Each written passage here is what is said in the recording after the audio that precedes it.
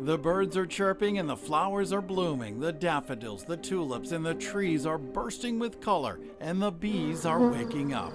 They pollinate a significant amount of the food we eat, and that's, in the billions of dollars if you look at it nationally. A little bit of honey from last year. We had 4 hives, and each hive went into the winter with about 50,000 in each hive.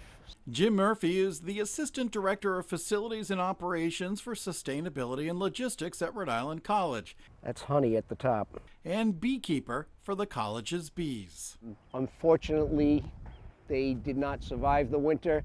Murphy said there are a number of threats bees face, including climate change, pesticides, mites, and monocropping. We'll get back to that. My guess is the fact that we had warmer temperatures quite frequently this past winter. There were days in December and January and February where the students would come out and they would see the bees out, and they're not supposed to be out. They're supposed to be clustering in a ball around the queen to keep her warm. So when they come out and there's nothing to be had, there's no flowers, there's no blossoms, they come back hungry. Murphy said the constant breaking of the cluster interferes with the hive's survival. He said the queen can live about 2 years as long as she's kept warm in the wintertime. All of the hives here failed this winter. I'm blaming the change in temperature in the wintertime.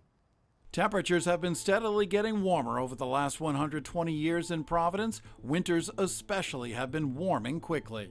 When we started the program 13 years ago, we used to be able to overwinter the bees. There might have been one year where we didn't, but it's becoming more frequent of late. The last couple of years, this year we lost 3, last year we lost 2, but there were years prior that we didn't lose any. So, I'm blaming the change in temperature. The biggest threat here in the Northeast has been pesticides.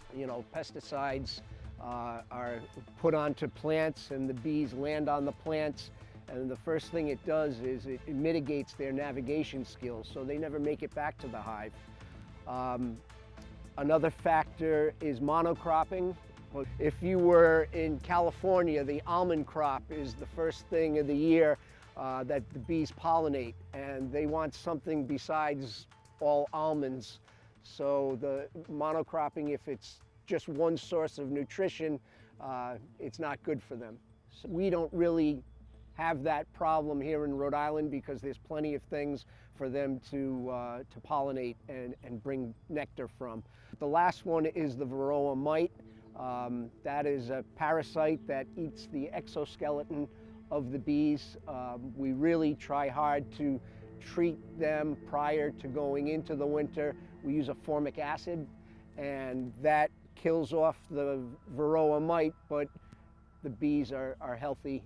With all of the stresses bees face, there are things you can do to save the bees, and you don't have to be a beekeeper. Plant flowers, plant, a garden.